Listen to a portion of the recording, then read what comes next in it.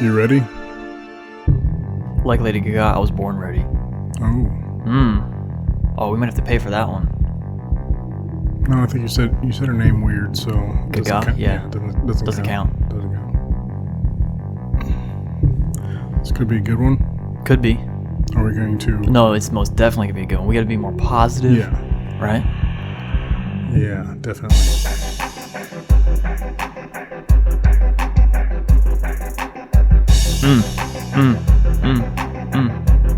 I think this episode will be about the whole Trump Acasta / CNN stuff. Yeah. But then also, I mean, there's a lot to talk about right now. Yeah. You know, Washington passing the assault weapons or assault rifles ban. Yeah. Right. Like I think that someone should sue them. Oh, I know there's a suit already in place. Constitutional. Yeah. Yeah. Definitely. Oh, we forgot to do it. Freedom 350. Oh. Yeah. Welcome.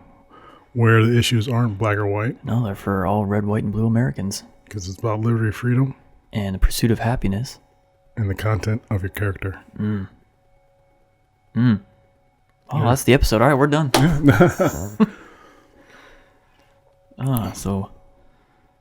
This episode is brought to you by Guns.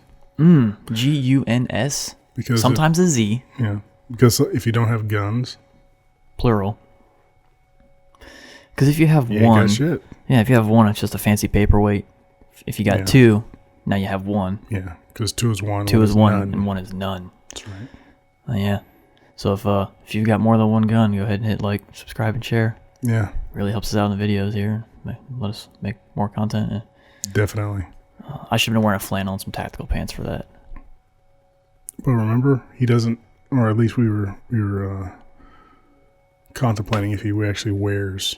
Oh, he might actually not. Yeah, he could just be in his boxers underneath there. Yeah. That's so smart because he's always up against that black screen. Yeah. Yeah. Or in his tidy blueies. That's right. Whatever the Air Force gets issued. Yeah, blue. Blue. Yeah.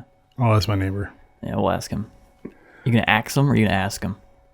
I'm gonna ask him. All right, ask him something, dude. Exactly. Yeah.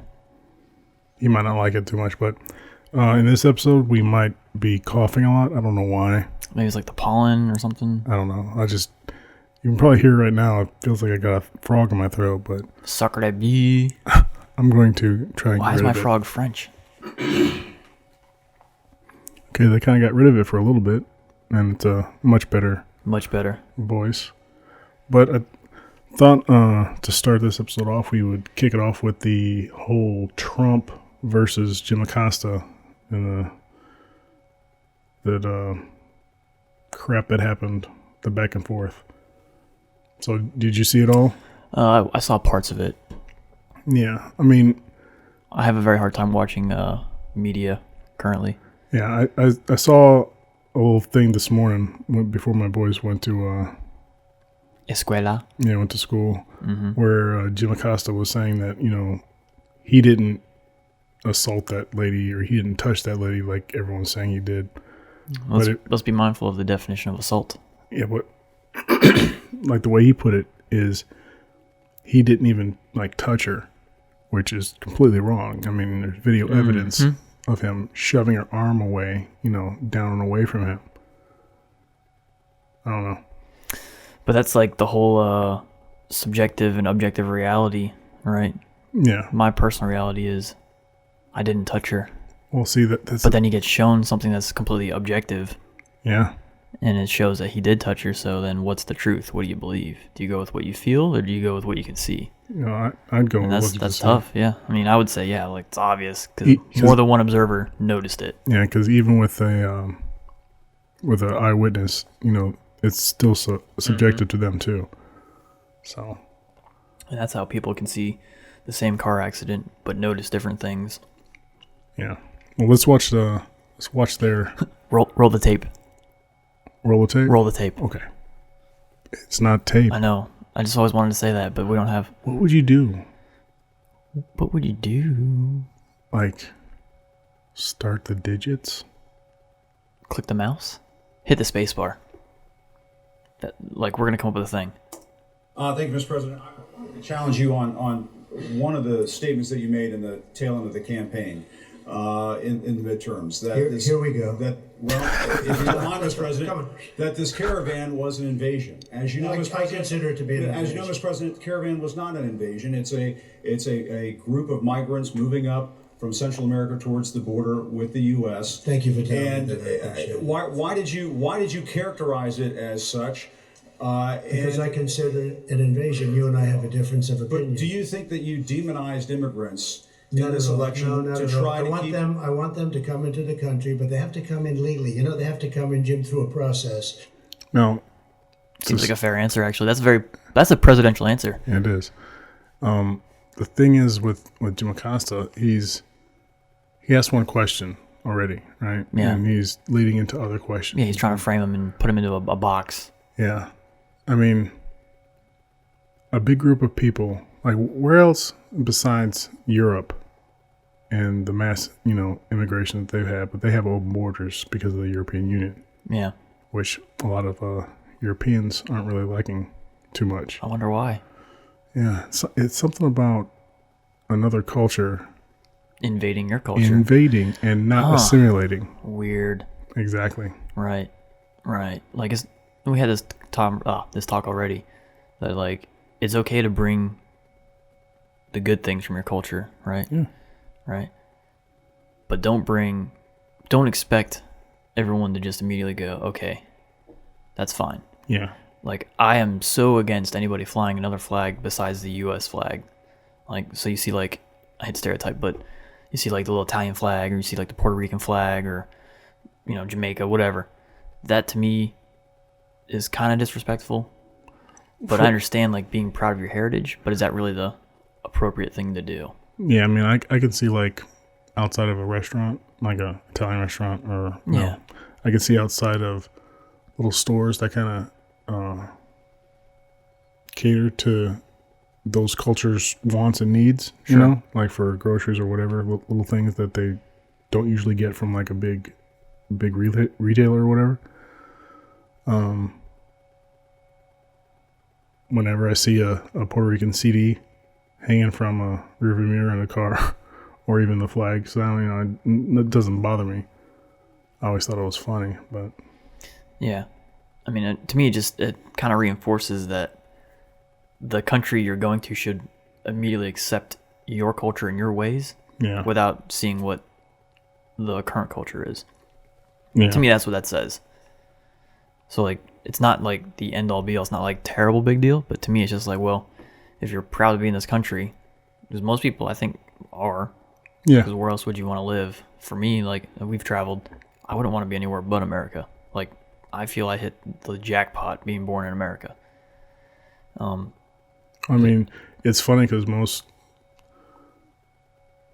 most people in America, especially like college students that aren't like really affluent and have the ability to travel or whatever, they don't know how the rest of the world works. They don't know, like just to our southern border, like that gets third world Real down quick, there yeah. real quick. Don't get caught in the wrong city, Yeah. in the Wrong time. wrong vehicle. Like, even as so far as, like, don't wear, like, a wrong colored t-shirt, because gangs are much more of a problem than here in America. Like, we have our own gang problems, Yeah, but it's not nearly to the level as other countries.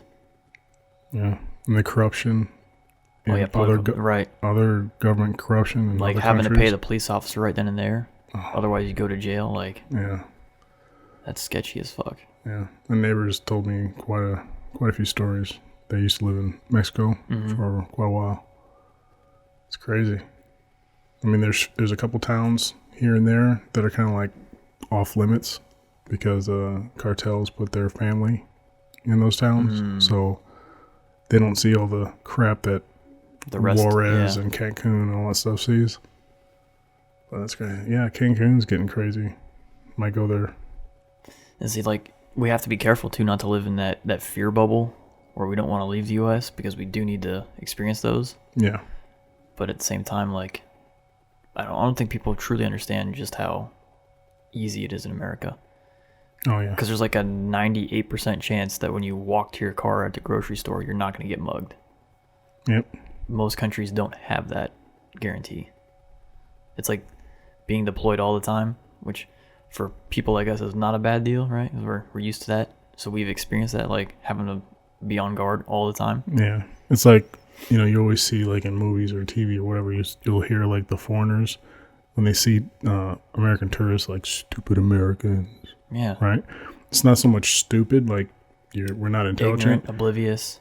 naive. Yeah.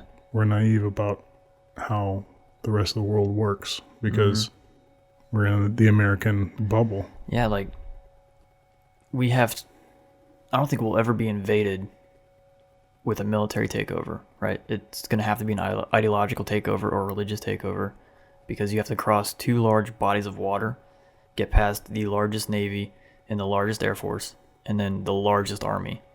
I think China has us beat for troops. Well, because they have us beat on population, but Yeah. I know that I don't think they have enough food and weapons for every single guy. No, I mean, they're having a food problem already. I mean, if a country has to say it's legal, and what they're doing, they're genetically modifying cows Yeah. to produce human breast milk. I would not. I don't think. Yeah. That's, to me, like, I understand there's a lot of things in science that are cool, and that's neat scientifically, but that is very, very scary. Yeah, I think creating chimeras like that is just a road to a bad place that we see in movies a lot. Yeah. Just not. Ugh. Let's get to this Jim Acasta Oh, yeah, Jim, we got off on. versus Trump. I want it to be a process, and I want people to come in, and we need the people. Your campaign. Wait. You know why we need the people, don't you? Because we have hundreds of companies moving in. We need the people. Your campaign had an ad showing migrants climbing over walls and Well, so that's on. true. Yeah, that's what they're doing. They're Yeah. not going to be doing They that. weren't actors. Well, no, it's true. Do you think they were actors? They weren't actors. They didn't come from Hollywood. These were. So that's one of my problems with the way he talks is how he repeats himself like 3 or 4 times before he moves on to what Yeah. the point is. That's because he wants to ensure, because like every time there's communication, there's send a message, receive the message, verify a receipt, right? The Yeah. whole little circle. I don't know if you were ever taught that. Yeah. I remember that from like basic training, I think. But like, I think he says it 3 times to verify that the dude is listening, because he's gonna obviously have blinders on and he's just trying to figure out where he's trying to frame Yeah. the president. So if he says it 3 times, it's just like in combat. If I tell you something 3 times, you're gonna hear it finally. Yeah, that's true. That's true. But, when it comes to Acosta and how he's like, okay, I understand that we have freedom of the press and we have the First Amendment, and that's awesome, Yeah. but there's also like a level of respect that To the position. to the position of the President of the United States. Yeah. When the President of the United States tells you, okay, that's enough, next question, then you shut the hell up and you sit down. And then you revisit it with another question maybe later on. Yeah. But he doesn't, And you see Trump. I guess it's like you need to, know your place in a sense. Like, yeah. I understand that all people are people, right? We're inherently equal. Constitution outlines it as such. However, the president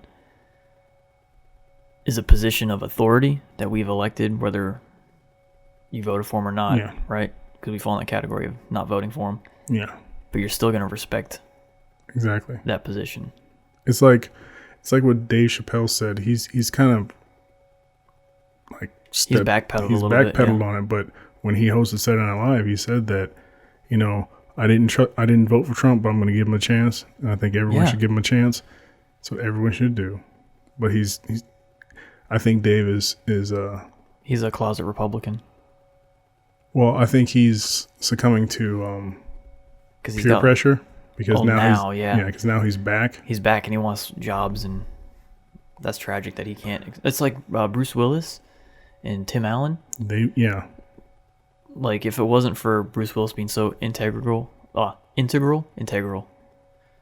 know the word I'm trying to say. Into the Die Hard franchise, I'm sure they would find a way to write him off. Yeah. But they shouldn't, because Die Hard is badass. It's the best Christmas movie. It is. It is. But the last two weren't as great because they're getting talking about Die Hard and Die Hard 2. Yeah. I was like, yeah, the other ones are like, oh, come on, really? yeah. It's about a cop on Christmas vacation, you know? Yeah. It's two types of people. People that see Die Hard as an action flick. And some who see it as a Christmas film. Yep. Because that would be the greatest Christmas present if all of a sudden there's just terrorists in my hotel. And yeah. Oh my God. My dick would be so hard. All right. Oh yeah, Trump. These were people, this was an actual, it happened a few days ago. Look at that guy reading the room They're in the hundreds of corner miles there. away, though. They're hundreds and hundreds of You know miles what? away. That's I not think an you invasion. should, honestly, I think you should let me run the country. You run CNN. All right. And if you did it well, your ratings Let would me be ask much you, better. if I may. Boom. Yeah. It's like saying that and then seeing the president go to another person. I've been like, all right, I'm down. I'm done. I'll come back with another question or Later, yeah. And then you see that little intern squatting down with the little gold necklace thing. Yeah. She's the one that's going to try and take his mic away, and then he's going to actually assault her. And see, what's interesting too is like, we're talking about the whole respect. Like, when you're talking to a person in that position, right, the leader of the country, even the way you phrase a question should be respectful. Yeah, You know, even if it's a hard hitting question, Right. something that he wouldn't like. Because I don't know, I wasn't alive during the Nixon thing, but I'm pretty sure those questions still kind of respected his position, Oh yeah, even though they were like, hey, you fucked up, yeah. right? They treated it as like they treated the scandal. Even as the a Clinton scandal. thing, right? When President Clinton was Oh yeah, was being investigated for the Monica Lewinsky thing, they were still respectful towards him, even though it was like the opposition was like, yeah, we finally got that Democrat guy, right? Like that's Yeah. how they were back then too. And he's like, they're still asking him respectful questions or they're still generally being respectful, respectful to the him. position. Yeah.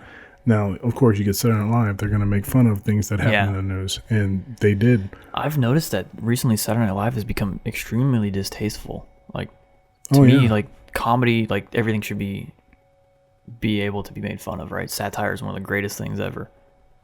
But the level of the joke is just terrible. Like they made fun of that one politician who lost his eye Yeah. in the war.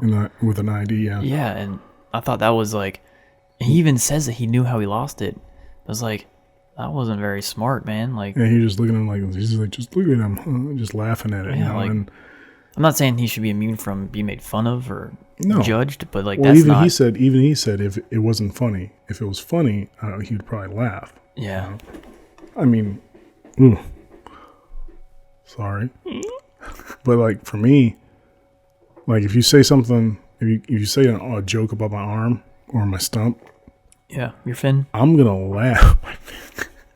See, I'm gonna laugh. Yeah, but see, that's because I'm like Nemo. I get that. yeah, one bad yeah, look. you're like a new. Yeah. Yeah, so I'll laugh at that shit, I think it's funny. Right. And if someone that I didn't know were to make fun of me, let's say I think was it's in, different. Yeah, Well, if I was in that guy's position and Saturday Night Live made fun of me because of my little fin, right? If it was funny, I would laugh. I would have no problem with it. But it wasn't that funny. And that's the guy that did that. It's yeah. not Like even the way he delivered the joke, it was like so flat, and it was Yeah. like, he's the guy that was engaged to marry Ariana Grande. oh, that's the guy. Yeah. I don't know what he did to mess that up, I don't know. but he made a joke about it because he's like, "Oh yeah, I'm or He's he's like engaged." extreme- He was making a joke about how he should replace her birth control with like candy Yeah, so he can because she's so guarantee. young. So no, not because he's so young. Just Oh, so he can guarantee 18 years yeah, because he's alimony. he doesn't know how he scored that, Mm-hmm. So Yeah, I don't know. I look at him, I go, must have been your comedy because chicks like Yeah, chicks guys like are dudes that are funny. funny. Yeah. If I had known that when I was younger, I could have had a lot more success. Right? Yeah. Try the serious approach too many times, but that's a young man's thing. Yeah. So all you young men listening, if you're funny, you'll drop the panties. Yeah. Or the underwear, whichever you prefer. Just be funny. Because guys like funny dudes too, right? Yeah. So like all my good friends, like they make me laugh, and that's why we're friends. Because comedy. But you don't drop your pants to it. Not in front of you. Oh, God. Okay. All right. Oh yeah, Trump. Mr. President, if I may ask. Now here she comes. That's enough. He's gonna. That's enough. Mr. President, That's enough. Now he's gonna knock That's it enough. right Pardon me, there. ma'am. Mr. Excuse President, me. That's enough. Mr. President, She's so one of the confused. Look at questions her. I may ask on the Russia investigation. Are you concerned that you may have? I'm not concerned indictments- about anything with that you may the have Russian indictments coming investigation because it's a hoax. Are you- That's enough. Put down the mic. Mr. President, are you worried about indictments See, coming down? now on this he- investigation? He's getting all WWE and WWE Mr. Trump. President, Walking away? Yeah, he's doing the Should be ashamed Vince of yourself, McMahon. having you working for them. You are a rude, terrible person. You shouldn't be working for CNN. Go ahead. I think that's unfair. You're a very rude person. The way you treat Sarah Huckabee is horrible. You know what? I know he does the tan thing, but I seriously would like have someone spray tan my eyes. I was just gonna say his tan is so uneven, and that's because he wears sunglasses when he tans. Yeah, I know. I would literally have someone. Hey, come. You know, it is a spray tan because he's orange. It's not like a natural skin color. Yeah, I really don't care. His hair does look like it's thinning out more, though. Yeah. I guess it's true that the presidential position is very stressful. Oh, it is. I want to see how he ages. It's only like we're only 2 years in. I know. So if he has another 4, wonder if his hair. will be Maybe that's gone. why the founding fathers wore white wigs already. Maybe. So you don't see the actual aging. We should make all politicians wear white wigs again. Don't they do that over in Europe? Yeah. The judges still do. The judges and the British Parliament, I think, they still wear the gowns with the wigs. Have you ever seen British Parliament? Like, Oh, yeah, they yell at each other and they yeah. like, oh, that's what we need here. that's exactly man. what we need. Our politicians are just playing these little cutesy fuck games and they need to be like, fuck you. Yeah, it's like that time when Obama said something, and then that one guy that he's like, "You lie," and the Obama's like, "Nope, no, I didn't," and then everyone was like, "Boo!" Like, how Boo dare that you? man. Boo that man. He said something bad. Exactly. It's like, are you serious? He disagreed, and he made a public disagreement. There's nothing wrong with that.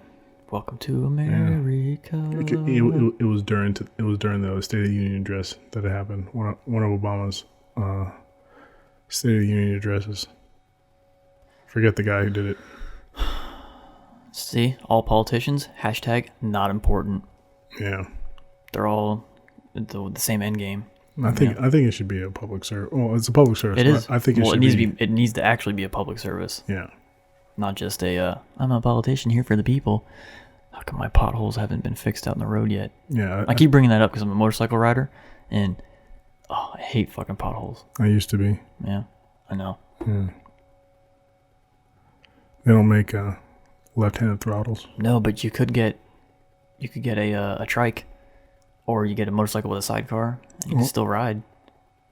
And we can modify the handlebars to have like a little driving wheel with a knob on it. Yeah, you know, like. Well, I would sit in I would sit That's in what the we should do. sidecar. I'll ride the motorbike and you sit in the sidecar. No, we should modify. And we'll get a gun on the sidecar, and then we can just drive by all day. But we should. No, I think what would be funnier is if the bars are hooked up to a steering wheel in the sidecar, Yeah. so I can you can drive, drive. it, but you're just sitting with your hands in your pockets. Or like sitting there on my phone while we're driving down the highway. And I was like, "What? What's wrong with that guy? Trump." And the way you treat other people are horrible. You shouldn't treat people that way. Go ahead. Go ahead, Peter. Go ahead. In Jim's defense, I've traveled with him and watched him. He's a diligent reporter who busts. Well, I'm not a big fan of yours either. So, So let me ask you a question, if I can. You repeatedly you aren't the best. Mr. President, you repeatedly over the course Okay, of just sit down, please. How come they Well, don't remove when you him? report fake news, Yeah. when you report fake news, which CNN does a lot, you are the enemy of the people. Go ahead. Mr. President, over the course of the last several days in the campaign, sir, Sir, at the end of the campaign, you repeatedly said that Americans need to fear Democrats. You said Democrats would unleash a wave of violent crime that endangers families everywhere. Why are you Because pitting they're very weak on Americans? crime. Why Excuse are you me. pitting Americans Peter. against one another, sir? Peter, what are you trying to be him? No, I'm Peter, just asking the question. Let me just tell you. Very simple. Because they're very weak on crime. Because they have often suggested, members and people within the Democrat Party at a high level have suggested getting rid of ICE, getting rid of law enforcement. That's not going to happen, okay? We want to be strong on the borders.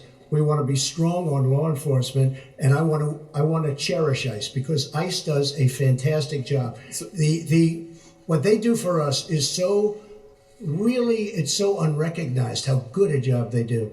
So we want to take care of them, and we want to hold them very close because they do a good job. But the question, Okay, to be clear, though, the question Thank you very much. why are you sit down? But the Peter. question, but you didn't answer my question. Just very simply, the question is, why are you pitting Americans against one another, sir? I'm not. Is that how you view No, I'm not. citizens Well, of look, this country? I'll tell you what. We won a lot of elections last night.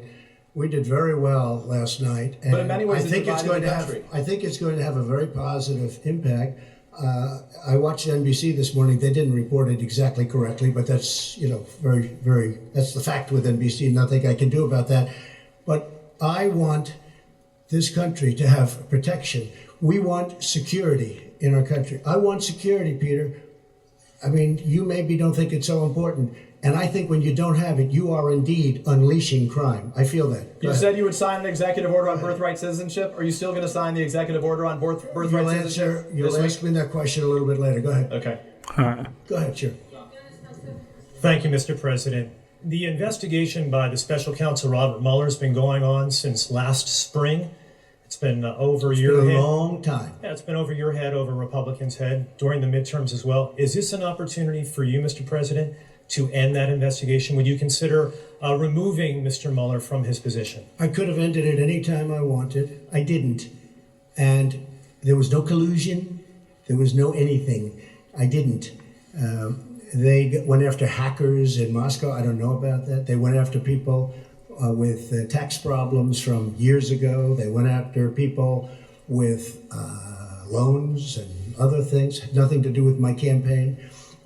This is a investigation where many, many millions of dollars has been spent, and there's no collusion. It was supposed to be on collusion. There's no collusion, and I think it's very bad for our country. I will tell you. I think it's a shame.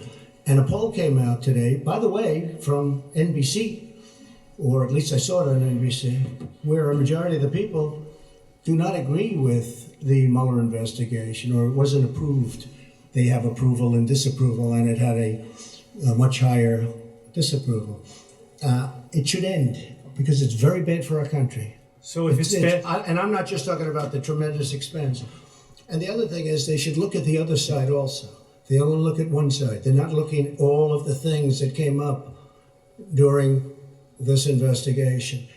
They don't do that. They should also get people that can be fair, not 13 or 14 or 17. I call them the angry Democrats. They are angry people. And it's a very unfair thing for this country. It's a very, very, forget about unfair to me, it's very bad for our country. so Mr. President, if it's Go ahead. Mr. No, President, no. just wait, Please. just wait. If it's unfair to the country and it's costing millions of dollars, why don't you just Give him the end mic, it? please. I've answered the question. Go ahead, take the Well, I'll give you I will give you voter suppression. You just have to sit down, please. Sit down. I didn't call you. I'll give you voter suppression. Take a look at the CNN polls, how inaccurate they were. That's called voter suppression. Go ahead, please. Thank you, Mr. President. In a way, I think that's true. I think either the media, like this past presidential election, they're either so much in a bubble that they couldn't see reality, Yeah. or they did see reality and Chose not to. no, almost like a psyop. They chose to say, "Oh, she's 98," almost like it's inevitable. So you just might as well just not even really vote, you know. Mm-hmm. And then when it didn't work, you know, I think so. It's either one or the other for me, at least. And that's one of the things I think is interesting with psychological warfare, right? Is is completely based on the if I'm trying to get you to do something and I'm doing psyops, right, there's still a chance that you're going to go against my influencing. Yeah. Right. And that's one of the things that I guess psyops is always like, well, it may work, it may not, you don't know. And I think in this past one, it totally backfired on them. Because I think when they were like, oh, she's ahead, more people were like, fuck, we got to go vote. Yeah. Because I do think in this last presidential election, a majority of Americans fell into the never Hillary camp. Yeah. I mean, if you look at the voting map and you see how the whole country was freaking red except for the major metropolitan areas. And if this was the whole actual democracy, that's another thing. You always talk about this is a democracy. But it's not a democracy, and it's a republic. We should not be a democracy. And exactly. Democracy has its downfalls because when you let one small little group dictate everything for the majority or all people, that creates a problem. So like, I feel like we're two-way guys, right? We're both pro-gun. However, if California wants to be anti-gun, then by all means you go be anti-gun, and then all the anti-gun people go live in California. Yeah. Right? That's kind of the way. That's the beauty of the states. If you don't like the state's laws, you just go, move. You vote or you move. Right. And then, because even in California, they're down to the counties, right? This is from my understanding of so even you could be in an anti-gun state, but still have a county that's pro-gun. So that's the way it's supposed to be. And if we let democracy rule, then that means all those major cities, they're going to dictate all the laws for the farmers and the people in the suburbs. And it's like, well, those laws aren't going to be the exact same. The cultures are completely different. Right? It doesn't matter the race. Yeah, even state by state, like Georgia has a different culture than Alabama. Yeah. Right? But they're neighbors. They should be generally the same, but they're not. They're completely different states. Yep. Like you can almost, you can feel it on the roads because different states have different roads, yeah. Different road upkeep, But yeah. I don't know. It's kind of muddied, along the border, Yeah. But all in all, and you can tell. And the other thing too is I think most Americans feel like that what they believe is a good idea and would work for their small little bubble inside a bubble is not going to be the correct answer or appropriate response for somebody else's little bubble, right? So what's good for my universe is not necessarily good for your universe. Exactly. So at the federal level, why would I try to push like an assault weapons ban or a prohibition of alcohol? It doesn't make sense. Yeah. But if you want to have a dry county or a dry town, by all means, go to it if that's what the citizens want. Yeah. That's how I think the nation was intended to be set up. It was. And yet now everybody's trying to fall into this whole... Is the Federalists. The Federalists, yeah. After Lincoln, who was it? Lincoln and who was another Federalist? Who wrote the Federalist Papers? Was it Thomas Jefferson? No. Didn't he write the Federalist Papers? I don't think so. Boom, boom, boom. Meow. Who wrote the Federalist Papers? Here is some information about the Federalist Papers. James Madison. Yeah, it was written by Alexander Hamilton, so not Thomas Jefferson. But I don't know if that has anything to do with... This was all about becoming one nation separate from the Brits. I never actually read through all of them. But I know Lincoln, he's one of the presidents that expanded the federal government's reach. Mm-hmm. It's not how it was supposed to be, but, Okay, so according to Google, the only Federalist president was John Adams, and they're saying George Washington was sympathetic, but he remained officially nonpartisan during his entire presidency.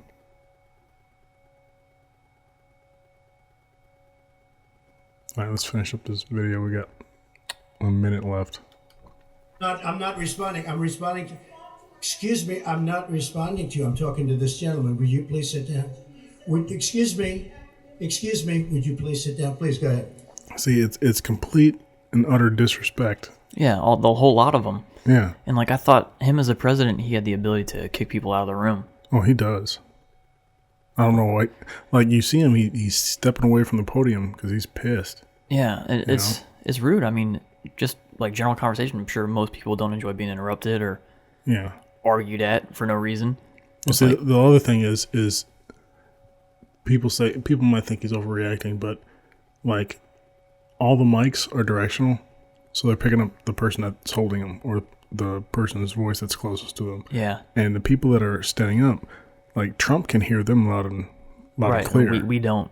Exactly. We don't because we're seeing a video Right. from it. So it's pretty distracting when you got somebody or multiple people standing up accusing you or asking you. You start facing the mob. Yeah. Yeah. I'm sure the Secret Service is worried too. Now that the House of Representatives Very hostile. It's such a hostile media. It's so sad. You ask me about. No, you rudely interrupted him. Go ahead. Thank you, Mr. President. Do your demands remain the same to the United States Congress on immigration in exchange for a DACA fix, in exchange for an amnesty for 1.7 million? Are you willing to change any of those demands that you gave to Congress earlier? I think we could really do something having to do with DACA. And what really happened with DACA, we could have done some pretty good work on DACA, but a judge ruled that DACA was okay. Had the judge not ruled that way, I think we would have made a deal. Once the judge ruled that way, the Democrats didn't want to talk anymore. So we'll see how it works out at the Supreme Court. See, and that other guy was about to ask another question. Yeah. I don't know where we were what we were talking about, where we were going with anything. We initially started talking about El Presidente, the Trumpster. Well, yeah, but His Majesty. We had moved on from that. We did. Is it really so hard just to be respectful to a person of power? I mean, even if it's perceived power, right? I mean, realistically, at the end of the day, he's just a fellow human. Yeah. He only has power because we allow him the power. Is it really so hard to just let him do his thing? No. Like, I don't know. I feel like the media needs to check themselves before they wreck themselves, because if they carry on with this behavior, and, you know, if you keep saying something's true, how long before it is true? Oh, he's a tyrant, how long before Trump just goes, you know what? You're in jail. Whoa, whoa. You just sparked a thought. I should have the X-Files queued for that, probably. No, it wasn't a conspiracy one. It's the whole, you know, you say a lie enough and it becomes true. Oh, yeah. I had an example. It like flew through my head and I can't remember what it was. It's like trying to catch the bullet train, but they didn't stop at the station. Yeah. It had to do with that. It had to do with telling a lie so much that it becomes true. Yeah. You know, and it was like in The Dark Knight, which is a good film. It's kind of what textbooks do in school. Yeah. You know, they tell this bland overview, version of history. Yeah. And they tell so much, people believe it, and then later on in life, if they actually look into it or they watch like a documentary that goes deep into like what actually happened, they're like, wait, what? You know? And I feel like that's a disservice as educators. It is. They're doing today, because I mean, even from the very young age, I remember being told growing up in Florida that they didn't outright call it the War of Northern Aggression. They called it the War of States' Rights. And when my dad went to school, because he went to school in Florida as well, it was the War of Northern Aggression. Yeah. So like, there's already a different spin on it. Well, see, now they just talk about the slavery aspect. Yeah, my experience with it was North good, South bad. It was about slavery. That was it.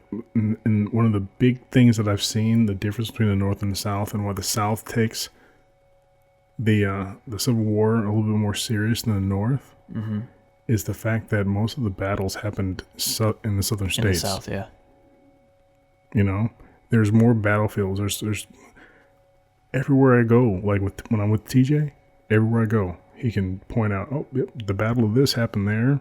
Yeah. This happened there, that happened there. I mean, when we went down to the Iraqi vet shoot the other year, every city we went through, he knew of something battles that happened. Yeah.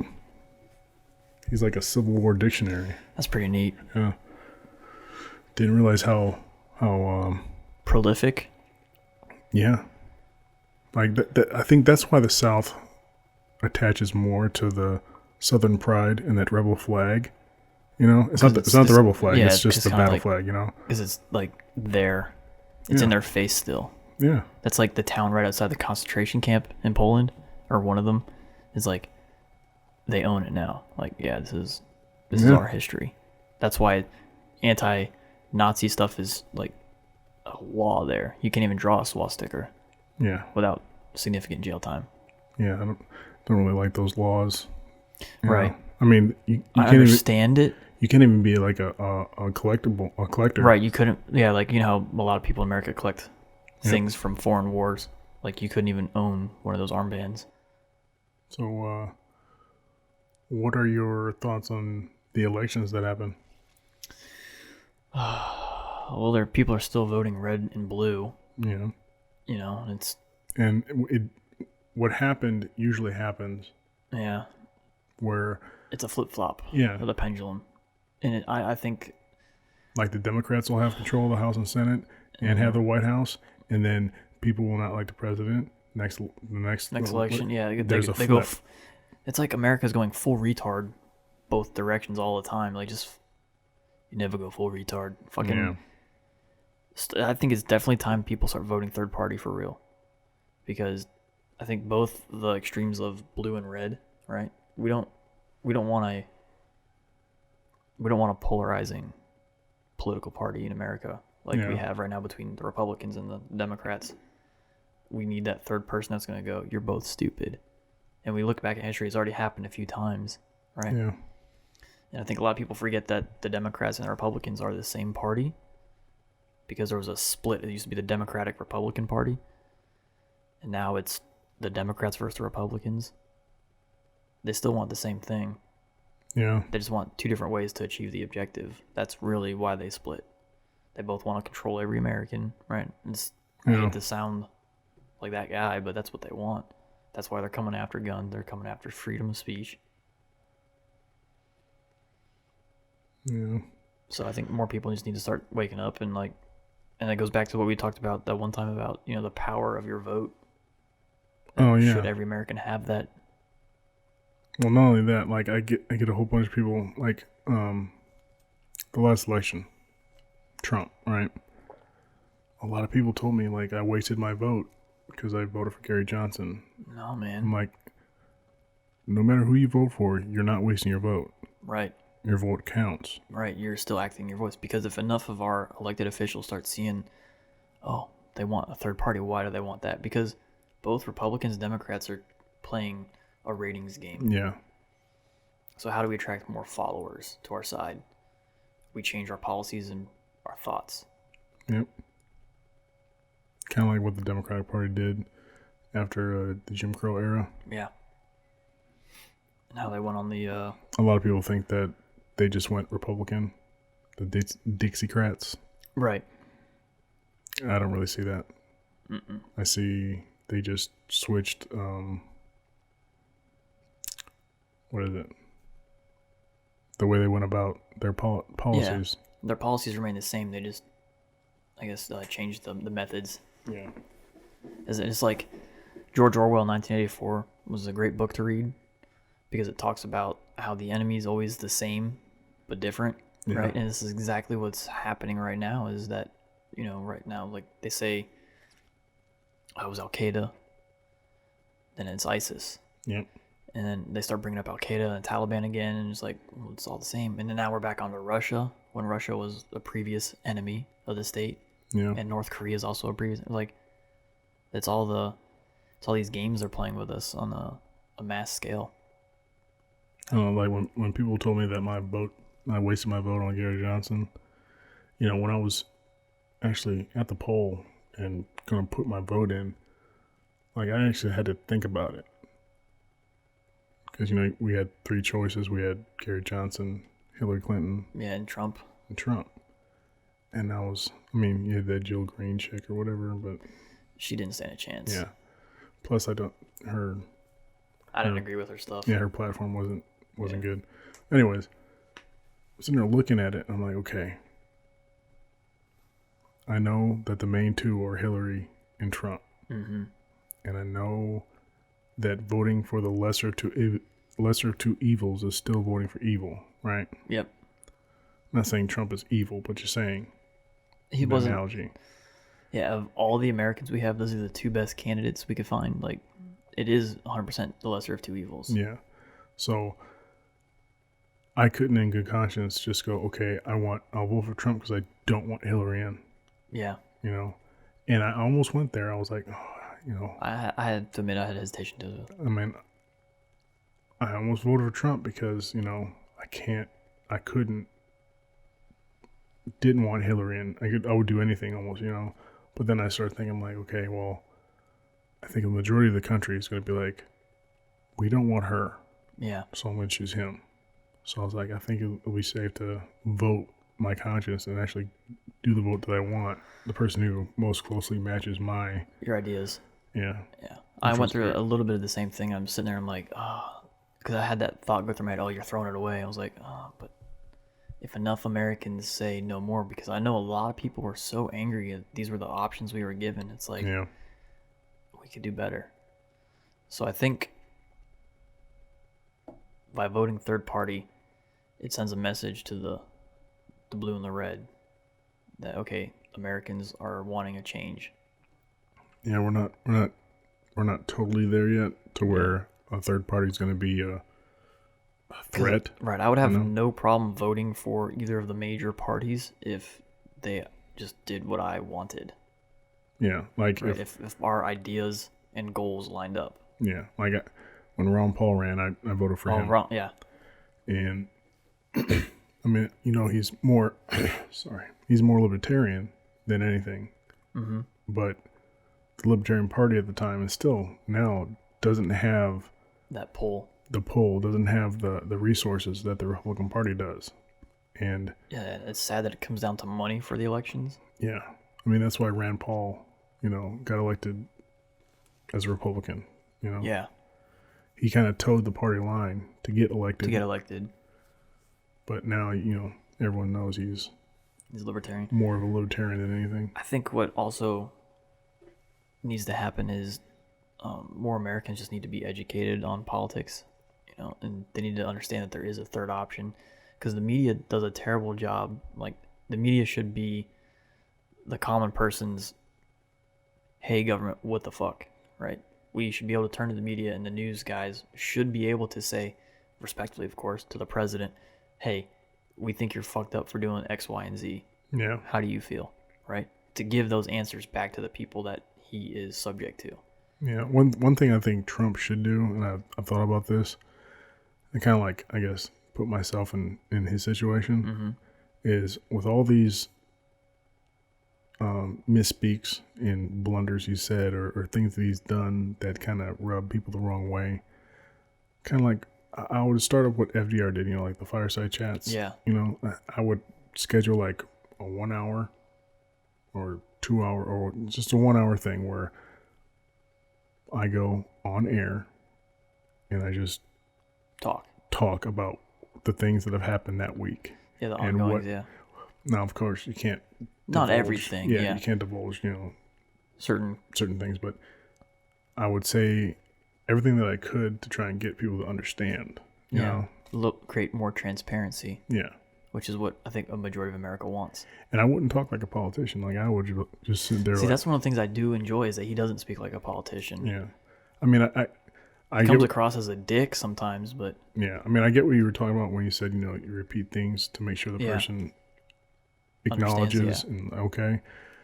But he does it so much to where it's like, oh, dude, just say something else. I think he does it also as like a power play. Like, you will listen to what I'm saying. You know, because he does kind of have that, I don't want to call it arrogance, No, he does. but he comes across that way. Where he's like, especially now that he's the president, is my word's the law. You will Yeah. listen to it. Yeah. But I don't know if he would be the same way if people just treated him with a little bit more respect as the president. Yeah. 'Cause, you know, as much as I didn't like Obama, well, some of Obama's policies, right? But I would never be like, hey, fuckface, and start yelling on television at Obama like, what the fuck, dude? That's the president. Yeah. You're not going to talk to a president that way. Or throw a shoe at him. Or throw a shoe at him, yeah. That guy was an Iraqi, like, national rank. He was like a Iraqi reporter or something. Something like that, yeah. This is for Haji News Network. But, I mean, I don't know. I kind of I disagree with going to Iraq. Yeah. Like, I kind of didn't like going into Afghanistan. Didn't understand. Well, didn't see the reason for one guy. Yeah, I think the tragedy of the entire story is the fact that the real enemy was not the country we invaded. Yeah. I think that's the ultimate tragedy here, is that we have a whole bunch of people should have went into Saudi. Yep, they were blinded by the rage because it was our generation's Pearl Harbor. It was. Right? And so we had a lot of people willing to do anything for this nation. I remember the day after. Yeah, I remember seeing lines at the recruiting station. Yeah, I was in at the time, and was in a flight company, and we went out for lunch. And we usually went out either to Quiznos or Subway or something like that. And at Fort Hood, in West Fort Hood, because that's where I was at, West Fort Hood, we'd come out the back way to go to, I forget what that city was called. But you know how we got Oak Grove and Clarksville? Yeah. Well, they have Killeen and Copper's Cove. Holy shit, I remember. Hey. I think it was Copper's Cove. Yeah. We went to Copper's Cove Walmart back way, and then they had Quiznos and Subway, stuff like that. And the Quiznos was right by the recruiter office, and there was a line going down. We're like, holy shit. Is this for Quiznos subs? At first, we're like, wait, what? Is there an event going on at Quiznos? We're like, wait, this is for a recruiter? And then we all kind of got like a little hold up, a little pride, like, there we go. Were you guys in uniform? Yeah. Fuck yeah. And of course, we're like, well, open the door for us, stuff like that. Dude, I mean, when that was another thing is like the way people treated each other, like fellow Americans, it was completely different. I remember like even something as meaningless as driving in traffic became pleasurable. Like now when someone thanks me for my service and whatever, and they usually thank me for my sacrifice, well, I'm like, no. Shut up. Yeah. Yeah. It's not, I don't take it like I did way back then. Right. So like after 9/11, like there was a genuine. Right. It was genuine. Now it's just like saying hello. Yeah. It's kind of like going through the gates here on Fort Campbell. The soldiers will say it, but it's just like, oh, thanks for service. You know, it's just empty. You know. Well, it lost its meaning. It lost its meaning, but then again, the ones that are saying that without real meaning are like your younger privates and stuff like that. That it still hasn't hit them. And I noticed even with some of my veteran friends, like it became a joke, and we would go up to each other. You know, like sometimes we wouldn't be in uniform, but our friends would be. They'd be like, "Hey, thanks for your service," like in public to embarrass them. And I don't know. I think a lot of veterans just don't like it. Yeah, it's like I don't like asking if there's a military discount. Yeah, I usually don't. I don't bring it up, but if they see my ID, like, oh yeah, you're military, I'm like, okay, cool. But I don't like asking for it either. Yeah. And I feel like I shouldn't have to. You know, like I feel like the beard should speak for itself sometimes. Yeah.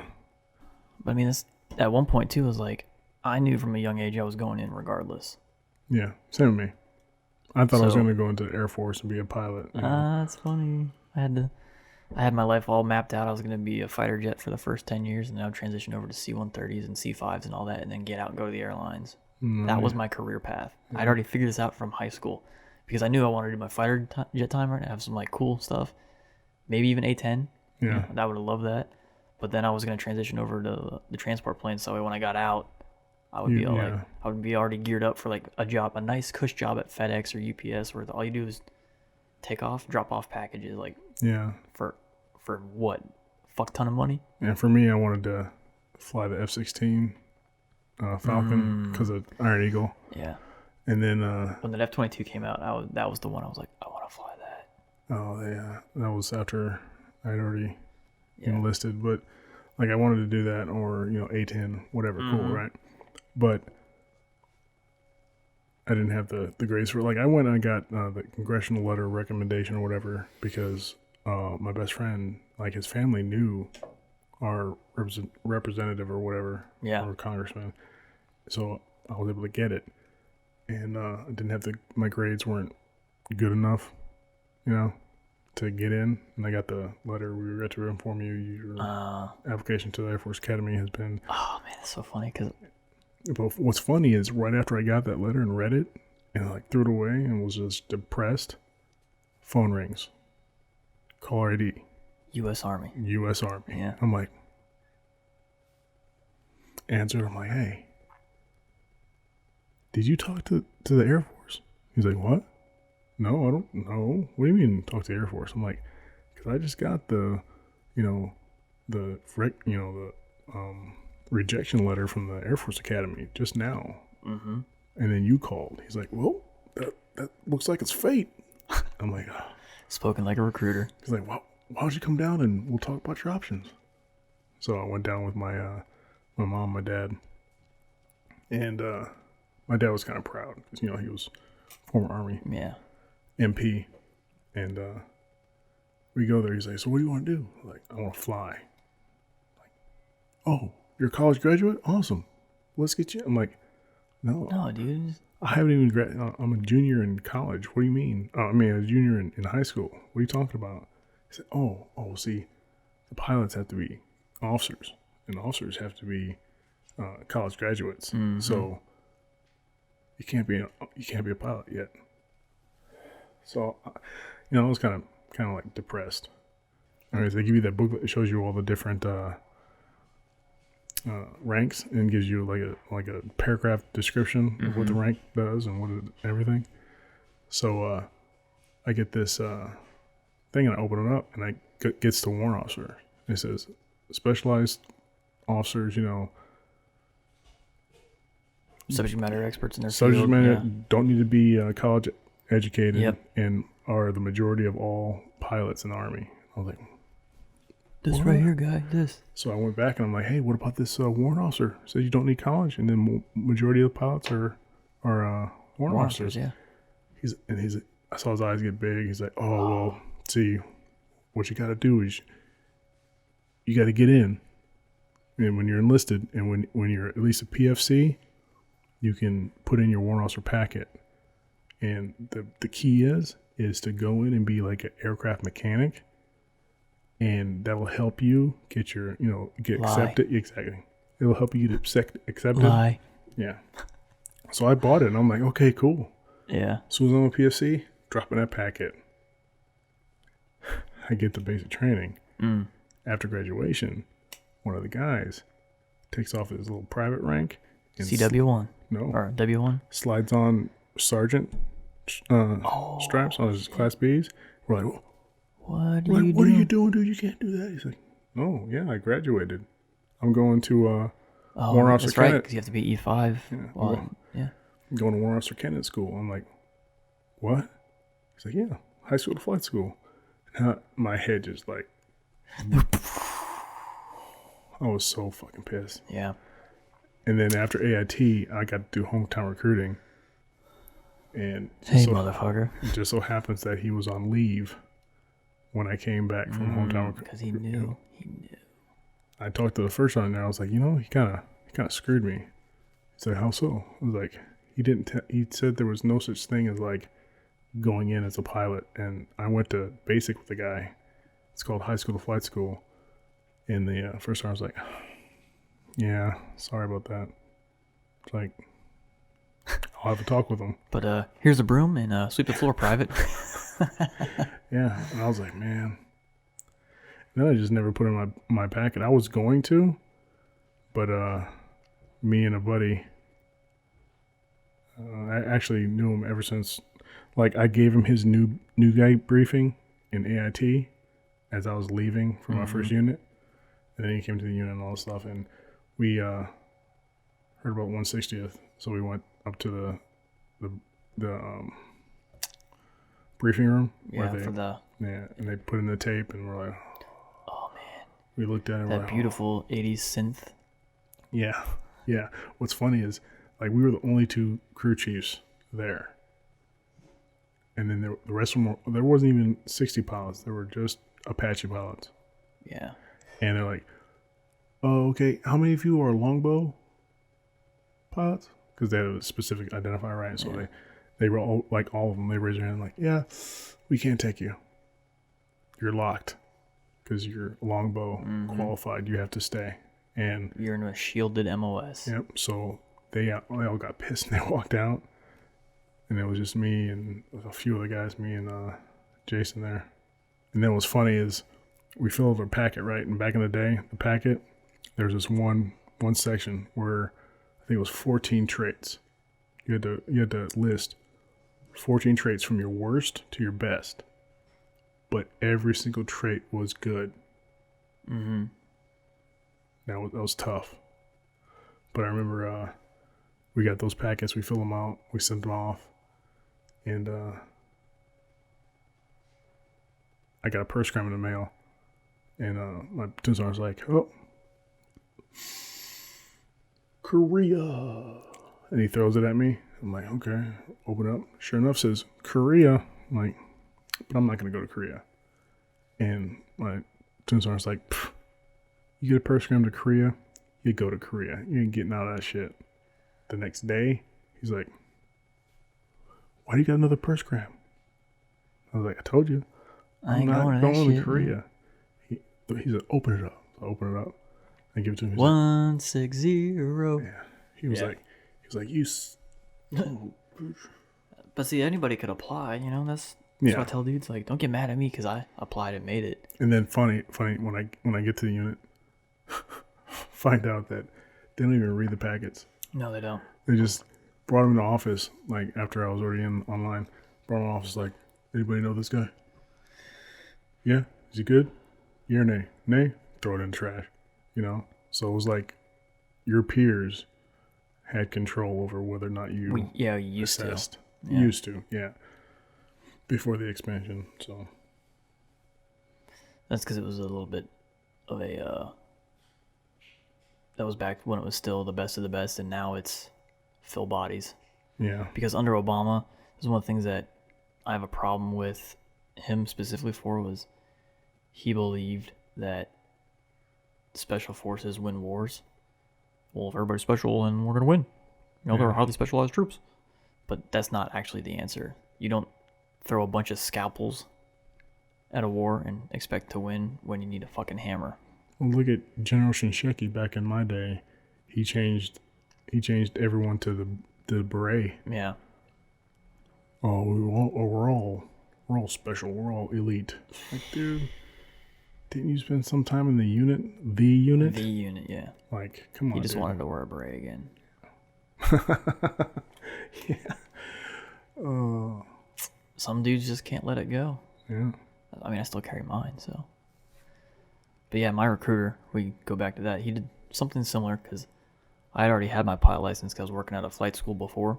Yeah. And so I would just fly, work, make more money, put it right back into the business that I was working at so I could fly.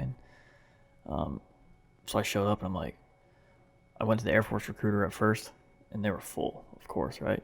He's like, here, put your name down and what you're interested in and I'll give you a call in about 6 months. I was like, okay. That ain't gonna work for me because I'm working 3 jobs right now just to like not be in like trouble. Yeah. So I was like, I can't do that. So I went right next door to the Army guy. I was like, well, they have aircraft. You know, they got flying stuff. I was like, hey, I want to fly. And I dropped down my pilot license. I'm like, I'm already a pilot. I just want to do it in the military. He's like, oh, okay. Well, first let's do an ASVAB thing. Did the ASVAB. I get enough to have whatever job. He's like, okay, well, I got to research this whole warrant officer thing. I've never done it before. May or may not have been telling the truth, but I didn't know. I was just a young idiot at the time. And so I didn't hear anything from him for a couple days, and he gives me a call. He's like, hey, I'm going to take you down to MEPS, and we'll see what some job options are for you to enlist. And I was like, well, what's up with the warrant officer thing? He's like, well, it's a backup plan in case you don't get in. You're guaranteed a job. And I was thinking, I would much rather be guaranteed one job versus working 3. So I was like, okay, that seems like it might work. Yeah. I didn't know the way all recruiters work because I thought times had changed this isn't the Vietnam era. They're not just trying to lie to get people in, right? Yeah. So wrong. So all you young dudes out there that are thinking about enlisting, those recruiters will say anything still. So yeah, we end up going down to MEPS, and he's like, what jobs are you interested in? I'm like, well, if I'm going to be enlisted, I want to do something cool. So I was like talking about guaranteed Ranger and Airborne, and I was really looking at the 18 X-ray program, which is basically straight into SF. Yeah. And I was like, that'd be cool. And then he's like, well, what about aviation? Because I think they really needed crew chiefs for Chinooks at the time. And I was like, Yeah, that's the first one they got on me. They're like, you want Chinook? I'm like, Yeah. A flying Twinkie? No. yeah, I was like, and I didn't know a lot about rotor wing aircraft before the Army because I was a fixed wing pilot at first. And I was like, that thing doesn't look pretty cool. And then he's like, well, there's a Black Hawk here. And I was like, what's that? Because I didn't associate with H-60 and Black Hawk per se. And I, for whatever reason, while I was at MEPS, like Black Hawk Down didn't trigger, right? And so he shows me the very first clip is 160th Crew Chief shooting a minigun at range 2.9, but I didn't know what that was yet. Yeah. I was like, as soon as that first clip hit, I was like, that's the job. I was like, fuck yeah, that's cool. So I signed up for 15 Tango, and he's like, hey, this dude at MEPS was like, hey, $40,000 sign-on bonus if you go infantry. And I was like, are you fucking high, dude? Did you see that minigun? Yeah. It's like, that's what I want to do. Exactly. When I was in MEPS, they're like, what do you want to do? I was like, Apache, because I was a kid. Yeah, everybody thinks Apaches are cool, but they're really not. They're douchey. I wanted to fly the Apache because I wanted to, or I wanted to work on Apache because I wanted to fly the Apache, right? Yeah. So I'm like, Apache. They're like, oh, we ain't got none, no slots. Is there another aircraft? I'm like, nope. Bye. Bye. And I get up and they're like, whoa, whoa, whoa, whoa, whoa, calm down, buddy. Have a seat. Let's talk this through. Let me call Branch. Get some waivers. No. Well, then how about the Kiowa? You like the Kiowa? I'm like, what is the That poor Kiowa? aircraft. And they show it to me. I'm like, ew. Yeah, no. Like, it's a Jet Ranger with a With a ball ball on on top top. of it, yeah. Like, what? They're like, okay, well, how about a Chinook? I'm like, no, that's a flying Twinkie. Yeah. Really, it's a dumpster. And then they said, well, how about a Black Hawk? I'm like, what's a Black Hawk? And they show me a picture of it. I'm like, looks like this is just a taxi service, right? And then the guy next to us that was doing some other dude, he like gets over the cubicle. He's like, actually, Black Hawk crew chiefs, the mechanics, can be crew chiefs, and they actually fly and are the door gunners. I'm like, say what? Sign me up. Yeah, I was like, what you say? And he's like, yeah, if you go Apache, Yeah, you ain't gonna do shit. you're just gonna fix it and launch it. I'm Broke like, ass bitch. Black Hawk guys get to fix it, and they can go to a flight company once they're E5 and fly it and be the door gunner. And I was like, oh, Snapples. that might be a good job in between me and going to flight school. So I was like, okay, I'll be a Black Hawk guy. And I was the last guy at MEPS because I couldn't pee. Really? I had a hard time peeing too. I could not pee. Like, I was the last person. Like, every branch that was there was waiting on it because they couldn't leave until I was Right. done. So they were like, come on, man. Finally, the guy, the urinalysis tech or whatever, instead of being in there looking over my shoulder, he went over, he turned on the water, and he's like, I'm just going to barely step out just for a second, okay? I'll be right back. And as soon as his foot hit the door, The stream opened up. it's ridiculous.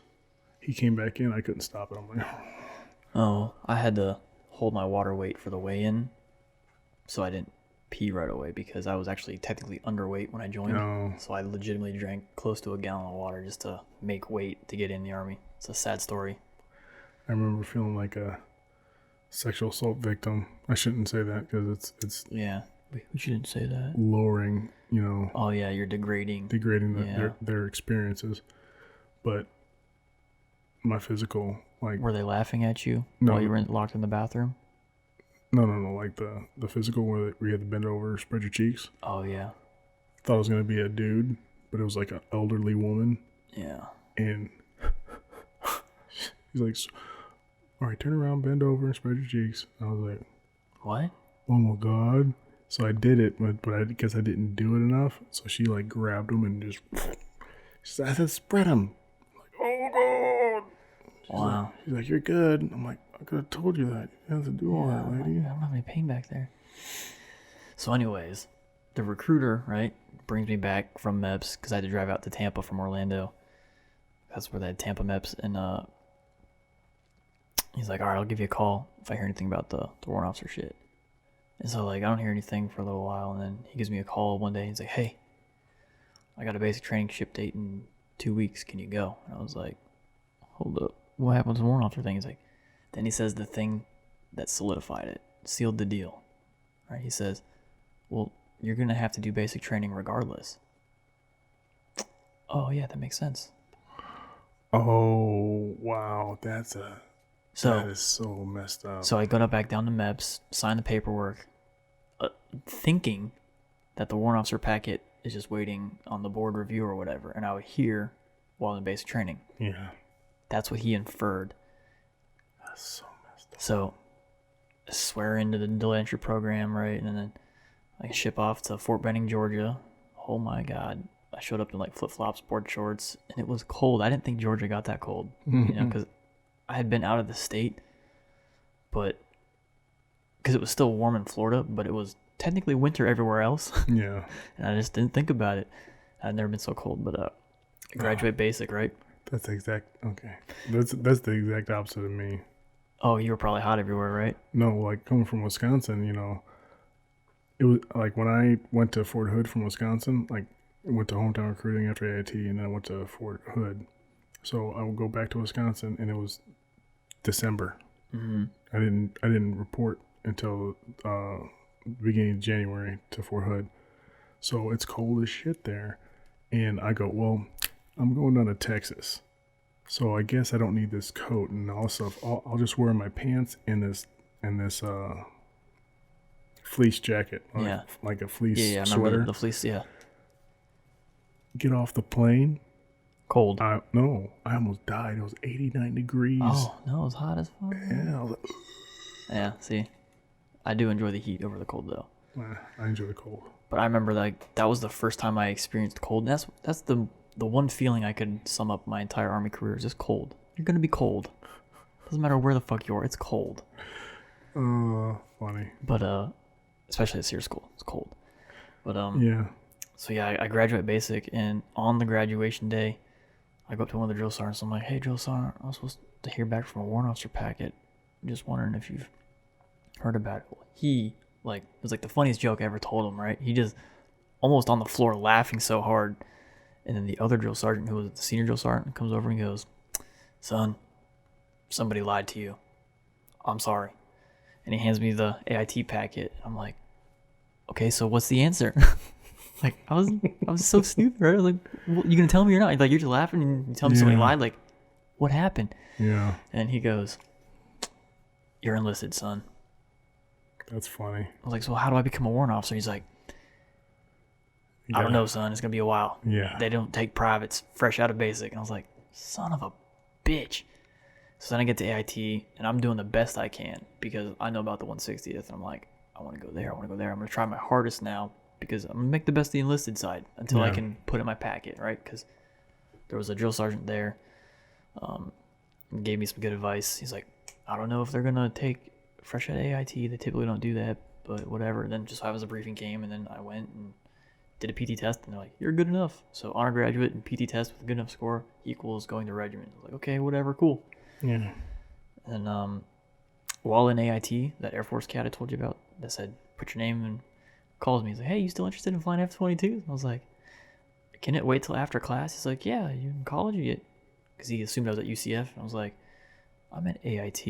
He's like, oh, you joined the service? I was like, yeah. He's like, are you in the Air Force or the Army? I was like, I went next door to the Army, man. Like, I couldn't wait. He's like, oh, sorry. And he hung up. So good on him for actually calling back, but Yeah. it just wasn't meant to be, I guess. Yeah. That sucks. And then, and being a regiment, you just have too much fun. Yeah. And when you play Call of Duty as a young man, and then you kind of slightly live that lifestyle, you're like, you get stuck real quick. Yeah.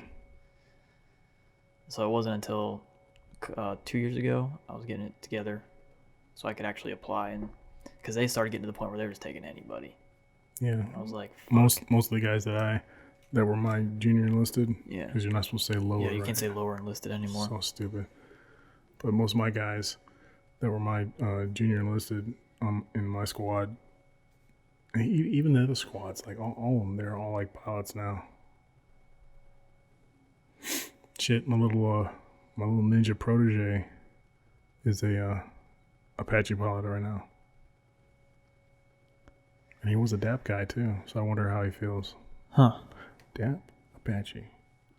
Well, I put DAP. DAP is way... I mean, it's already on... It's on H60, which is the most superior platform we have right now. I mean, you can do everything that... Yeah, it's multi-mission capable. I mean, sure, it's not a heavy lift, right? And that's where the Chinook shines. Yeah. But if you're talking like surgical, all-around surgical infills, it's Black Hawk all day. Well, I'm saying like DAP specifically.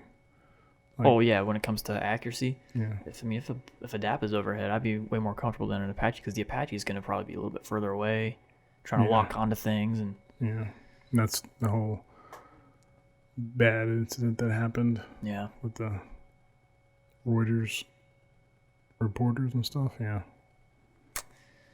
That was just like a combat blindness. They wanted to get their action. Yeah, they wanted to get their dick wet, so to speak.